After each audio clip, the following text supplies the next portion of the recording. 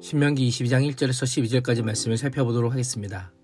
22장에는 이스라엘 생활과 관련된 규정이 소개되고 있습니다.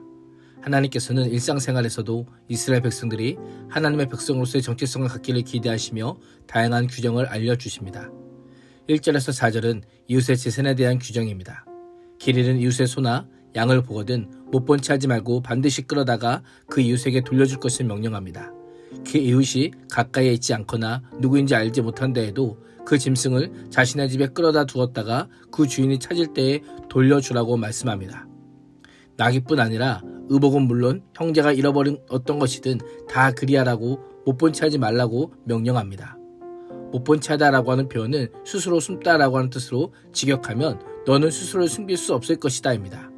이웃의 잃어버린 것에 대한 임무를 회피해서는 안 될 뿐 아니라 회피한다고 해도 하나님 앞에서는 결코 숨길 수 없기에 그 책임을 회피할 수 없을 것임을 알려주고 있습니다. 5절은 이웃의 낙이나 소가 길에 쓰러져 있는 것을 보거든 못 본 채 하지 마십시오.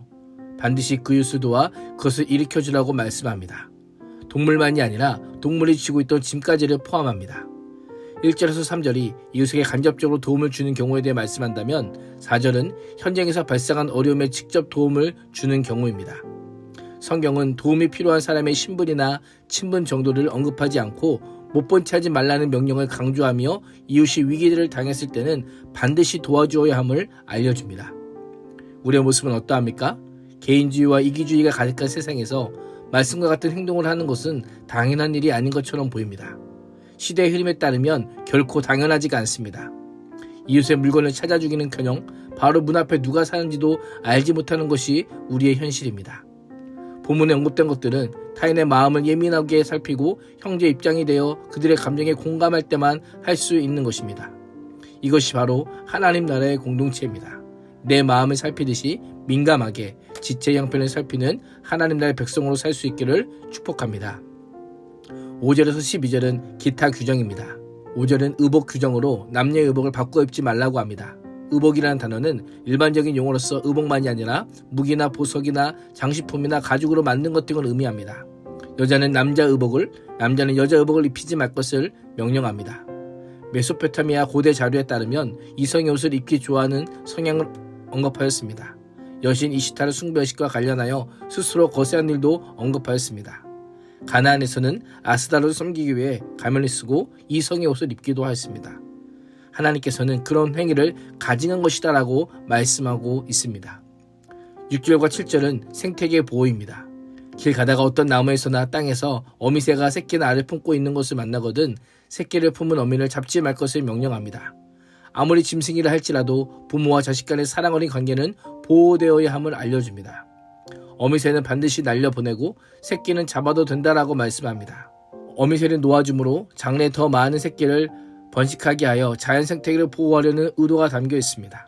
만약 새끼를 계속 낳을 수 있는 어미를 새끼와 함께 잡는다면 멸종 위기에 처할 수도 있습니다. 이 말씀은 창세기 1장 27절의 말씀을 떠올리게 합니다.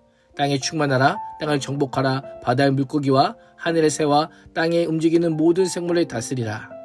동물 보호 명령 후에는 내가 복을 누리고 장수하리라라고 약속의 말씀이 선포됩니다. 이를 통해 생태계 보호가 얼마나 중요한지를 다시 한번 강조하십니다. 8절은 집을 지을 때의 규정입니다. 만약 새 집을 짓는다면 집주인은 지붕의 기모퉁이를 잇는 옹벽 역할을 하는 난간을 만들어야 합니다. 당시 이스라엘 가옥은 2층으로 되어 있었습니다. 옥상은 일반적으로 평평한 구조를 가지고 있기에 옥상에서 생활하다가 떨어져 다치는 경우도 있었습니다.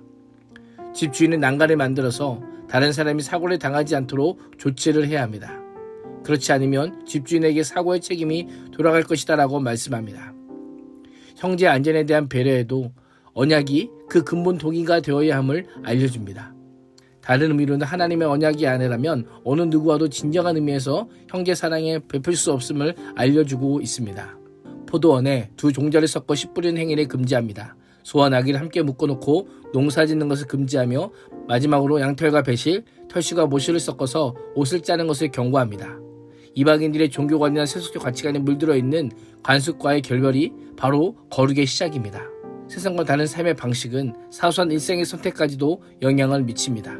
세상 사람들은 적당히 세상과 타협하고 세상과 버티며 살아가는 것이 지혜롭다, 현명하다라고 이야기합니다. 그럴듯해 보여도 하나님께서 내 형제 일이고 하나님께 가증한 일이다 라고 하시며 매우 중대하게 다루고 계십니다. 하나님께서는 이스라엘 백성들에게 겉옷은 내 귀에 숯을 달 것을 명령합니다.